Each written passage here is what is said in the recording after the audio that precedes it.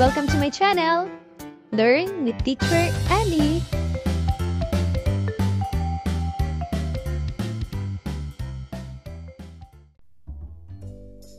Matatag Curriculum, Language, Grade 1, Quarter 3, Week 4. And our topic is about understanding and practicing generosity across cultures and contexts. Pamantayang pangnilalaman. The learners demonstrate ongoing development in decoding images, symbol, and high-frequency and content-specific vocabulary. They understand and create simple sentences in getting and retelling information from text about one's community and everyday topics like narrative and informational. And they recognize how language reflects cultural practices and norms in the environment. Pamantayan sa pagganap. The learners use their developing vocabulary to communicate with others, record, report ideas, and retell information and share personal experiences in relation to the text they viewed or listened to, their community, and content-specific topics. Let's start. Day 1. Identify cultural practices that demonstrate generosity. Explain how generosity is demonstrated during such cultural events or practices. And demonstrate sample conversations on how to show generosity appropriately. Narito ang isang panimulang gawain. Sagutin ang tanong. Ano ang mga napapansin ninyo kapag may handaan kagaya ng kaarawan? Pamilya lang ba ang kumakain o nagpapakain din sa mga bisita? Anong karaniwan na ginagawa rin kapag pauwi na ang mga bisita at may mga natirang pagkain pa?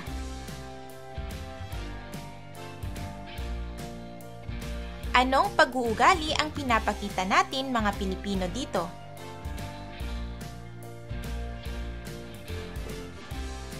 Mahusay mga bata! Ang pag-aaralan natin sa araw na ito ay ang mga pag-uugali o gawain ng mga Pilipino na nagpapakita ng pagiging mapagbigay. Narito ang mga gawaing pag-unawa sa mga susing salita o parirala. Korona, sanga, tuod ng puno. Ating talakayin ang pagiging mapagbigay. Ngayon ay basahin ang mga sumusunod na sitwasyon at sagutin ang mga tanong.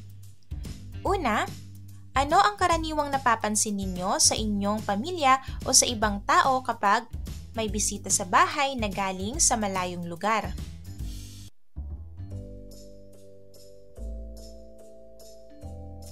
Pangalawa, ano ang karaniwang napapansin ninyo sa inyong pamilya o sa ibang tao kapag marami ang bunga ng puno sa harap ng inyong bahay?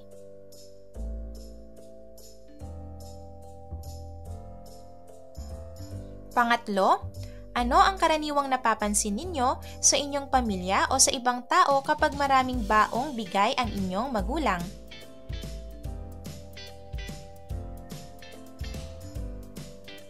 At pang-apat, ano ang karaniwang napapansin ninyo sa inyong pamilya o sa ibang tao kapag binigyan ka ng isang kahon na lapis? Mahusay mga bata! Ngayon ay magkakaroon tayo ng isang gawain. Narito ang mga panuto. Magbigay ng sample na dialogo sa mga ibinigay na sitwasyon sa itaas at tumawag ng mga bolontaryo para sanayin ang pag-uusap. Hatiin ang klase sa magka-partner. Magtalaga ng tungkulin sa bawat isa. Senyasan ang klase na gampanan ang kanilang tungkulin pagkatapos ng isang round. Sabihin ang mga pares upang magpalit ng mga tungkulin.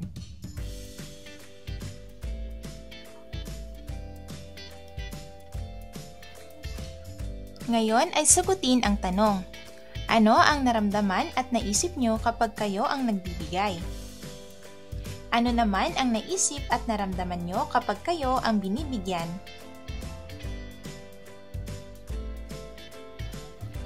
Paano kung tayo lang palagi ang nagbibigay? Mahusay mga bata!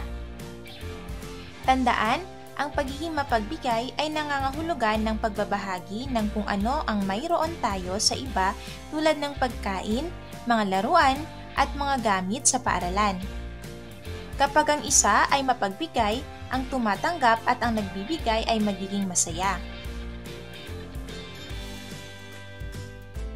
Ngayon naman ay sagutin ang tanong. Isulat ang sagot sa kwaderno. Bakit mahalaga na maging mapagbigay sa kapwa?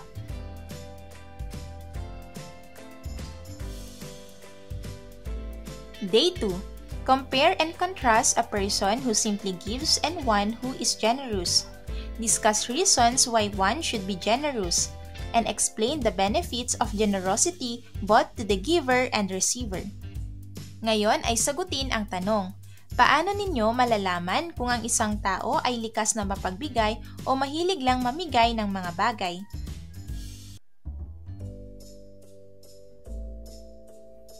Basahin ang mga sumusunod na sitwasyon at sagutin ang mga tanong.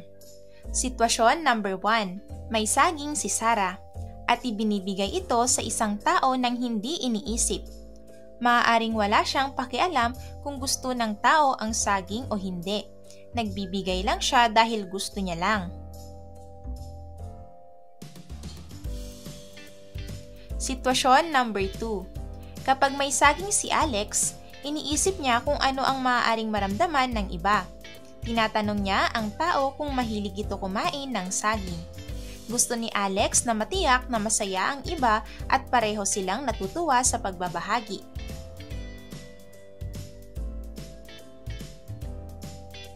Ngayon mga bata, sino sa dalawang tao ang mapagbigay? Bakit?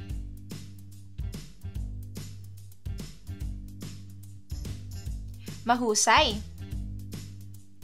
Ang pag-aaralan natin ngayong araw ay ang pag-uugali ng isang mapagbigay na tao.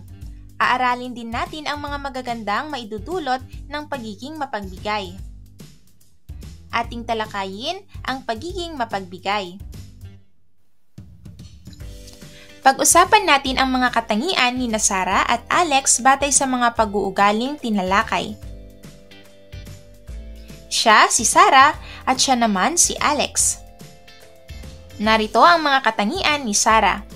Nagbibigay ng mga bagay nang hindi iniisip ang tungkol dito. Hindi isinaalang-alang kung gusto o kailangan ng ibang tao ang ibinibigay nila. Maaaring magbigay siya dahil inutusan siya ng kanyang ina na magbigay. Hindi naman dahil gusto nilang magpasaya ng isang tao. At hindi pinapansin ang nararamdaman ng ibang tao. Habang narito naman ang mga katangian ni Alex. Iniisip kung ano ang maaaring maramdaman ng ibang tao. Nagtatanong kung gusto o kailangan ng ibang tao ang ibinibigay nila. Nagbabahagi dahil talagang gusto nilang mapasaya ang ibang tao, hindi lang dahil may nagpilit sa kanila na gawin ito. Tinitiyak niya na hindi nagbabahagi ng isang bagay na sira o nasira, at gustong tiyaking masaya ang dalawang tao kapag nagbabahagi. Ngayon ay magkakaroon tayo ng isang gawain. Narito ang mga panuto. Turuan ang mga mag-aaral na makipagtulungan sa isang kapareha at talakayin ang kanilang sagot kung sino ang mapagbigay sa pagitan ni Sarah at Alex. Tumawag sa mga pares upang ibahagi ang kanilang mga tugon. Mahusay mga bata! Habang nagbibigay sina Sarah at Alex ng mga bagay, bukas palad si Alex dahil iniisip niya ang damdamin ng iba at gustong matiyak na masaya ang lahat kapag nagbabahagi. Ngayon ay pagmasdan ang mga larawan sa ibaba at tukuyin kung ito ba ay mapagbigay o hindi mapagbigay.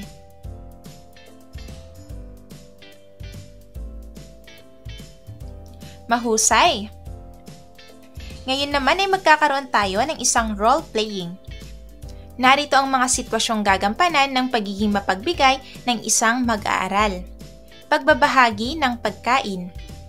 Pagbibigay ng mga regalo sa mga espesyal na okasyon. Mahusay! Sagutin ang tanong. Ano ang pakiramdam kapag nagbibigay? Ano ang pakiramdam kung ikaw ang nabibigyan? Ano ang nangyayari kapag ipagpapatuloy ito?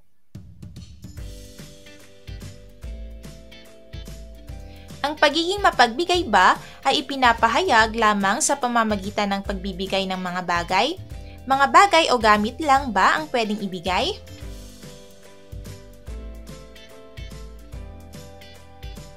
Mahusay mga bata! Ang isang tao ay maaaring maging bukas palad o mapagbigay sa pamamagitan ng mga salita, kilos ng pagtulong o serbisyo. Narito ang mga benepisyo ng pagkabukas palad kapwa sa nagbibigay at tumatanggap. Una, napapasaya ang sarili. Pangalawa, nagpapasaya ng isang tao. Pangatlo, nagkakaroon ng kaibigan. Pang-apat, nagpapakita ng kabaitan. Pang-lima, tumutulong sa iba. At pang-anim, nagbibigay ng magandang halimbawa. Tandaan mga bata, ang pagiging mapagbigay ay tulad ng pagkakaroon ng isang superpower ng kabaitan na gumagawa ng araw ng lahat. Ang mga katangian ng isang taong mapagbigay ay ang pagbabahagi sa iba, pagmamalasakit sa iba, pagnanais na tumulong, at pakiramdam na masaya kapag nagbibigay. Narito ang mga benepisyo ng pagkabukas palad kapwa sa nagbibigay at tumatanggap. Una, napapasaya ang sarili. Pangalawa, nagpapasaya sa isang tao. Pangatlo, nagkakaroon ng kaibigan. Pang-apat, nagpapakita ng kabaitan. Pang-lima, tumutulong sa iba. At pang-anim, nagbibigay ng magandang halimbawa. Ngayon naman ay isagawa ang sumusunod. Tayo ay magkakaroon ng isang pair work. Atasan ang klase na humanap ng kapareha at magsalaysay ng mga tao sa iyong buhay na naging mapagbigay sa iyo. Pagkatapos ng gawain ng magkapareha, itanong sa klase kung ano ang nagustuhan nila sa karanasan at kung ano ang magagawa nila sa bahay para ipakita ang kabutihang loob sa kanilang pamilya o mga kaibigan.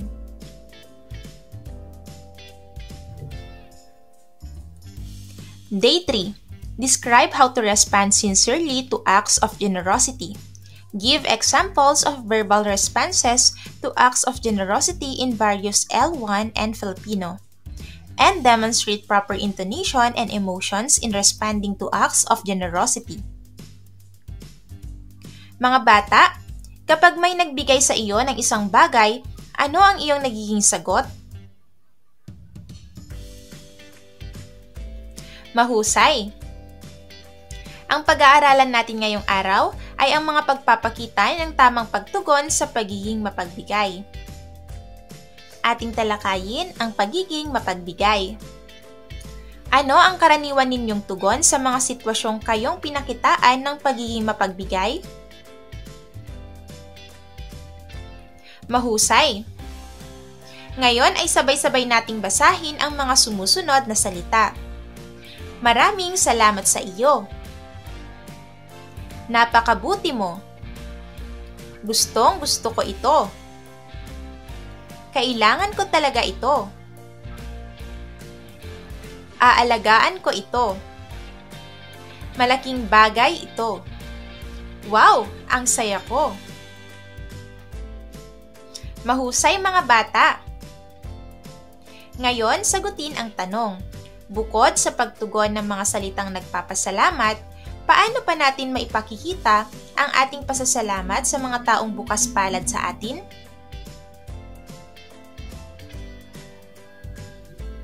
Mahusay! Kung miyembro ng pamilya, maaari mong halikan o yakapin. Kung ibang tao, ay tumingin sa tao at ngumiti. Magbigay ng pagtapik sa balikat. Mga bata, bakit kaya kailangan may tamang tono sa pagpapasalamat sa kabutihan na ginawa sa atin? Sino kaya ang pwede ninyong pasalamatan sa pagiging mapagbigay sa inyo? Mahusay! Tandaan, kapag may gumawa ng mabuti para sa atin tulad ng pagbabahagi o pagtulong sa atin, mahalagang tumugon ng taus-puso. Ibig sabihin, ipinapakita namin sa nagbigay kung gaano namin pinapahalagahan ang kanyang ginawa sa pamamagitan ng pagsasabi ng salamat at pagpapakita sa kanila sa aming mga aksyon at salita na kami ay tunay na nagpapasalamat. Ang pagsasabi ng salamat at pagtugon ng may kabaitan ay mahalaga dahil ito ay nagpapasaya at nagpapahalaga sa mga tao.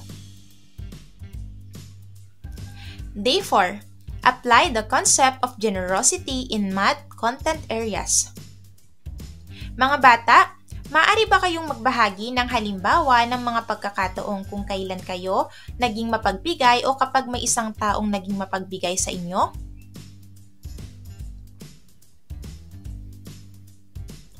Paano kung gusto mong ibahagi ang isang bagay tulad ng isang turon o bibingka at 3 kaibigan ang kasama mo? Ano ang gagawin mo? Mahusay! Ang pag-aaralan natin ngayong araw ay ang pagbibigay ng tama at hindi naglalamangan. Ating talakayin ang sharing fairly. Ngayon ay magsasanay tayo ng pagiging mapagbigay sa pamamagitan ng pantay na paghahati ng isang bagay tulad ng papel na may iba't ibang laki, dahon, patpat, Play-Doh, karton at iba pa sa kanilang mga kagrupo. Narito ang isang pangkatang gawain. Mga panuto, pangkatin ang klase sa 5. Bigyan ang bawat grupo ng isang set ng 3 bagay na kailangan nilang hatiin ng pantay sa kanilang mga sarili. Dapat silang magtulungan upang matiyak na ang bawat isa ay tumatanggap ng pantay na bahagi. Maglakad sa paligid ng mga grupo upang magbigay ng tulong at gabay kung kinakailangan. Hikayatin ang mga mag-aaral na talakayin ang kanilang mga estratehiya para sa pagtatansya, pagputol, pagdikit at pagpapahusay upang matiyak na ang bawat isa ay tumatanggap ng pantay at magandang piraso. Matapos satiin ng grupo ang mga bagay na nakatalaga sa kanila, hayaan silang ipakita ang kanilang gawain sa guro at sa kanilang mga kaklase. Mahusay mga bata! Ngayon naman ay sagutin ang mga tanong. Ano ang mga problema na inyong hinarap sa paghahati ng bagay? Paano kayo nagtulungan para masolusyonan ito? Ano ang inyong naramdaman pagkatapos nilang hatiin ang bagay sa kanila? Mayroon bang naramdaman na nakatanggap sila ng mas kaunti o nasira? Ibahagi. Mahusay! Tandaan mga bata na masarap sa pakiramdam na magbahagi sa iba at tiyaking lahat ay may magandang bahagi. Pasalamatan ang inyong mga kagrupo sa paglahok sa aktibidad. Ngayon, paano mo magagamit ang pagiging mapagbigay sa iba pang bahagi ng inyong buhay?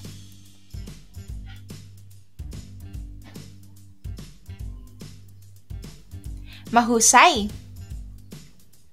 Magsanay ng pagiging mapagbigay sa loob at labas ng silid-aralan. Tandaan, nagsasagawa tayo ng pagkabukas palad kapag tayo ay patas sa pagbabahagi sa iba. At dapat tayong maging bukas palad sa pagbabahagi ng ating mga bagay at oras din. Bago matapos ang ating aralin, nagluto ang iyong tatay ng masarap na hotcake at gusto mo itong hatiin sa iyong 3 kaibigan. Iguhit kung paano mo hahatiin ng patas ang iyong paboritong pagkain sa iyong mga kaibigan.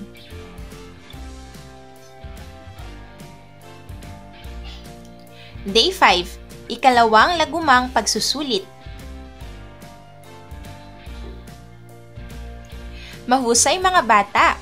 End of week 4. Thank you for watching! Also, don't forget to like, share, subscribe and click the notification bell for you to be updated on our latest videos. See you on our next lesson. Goodbye!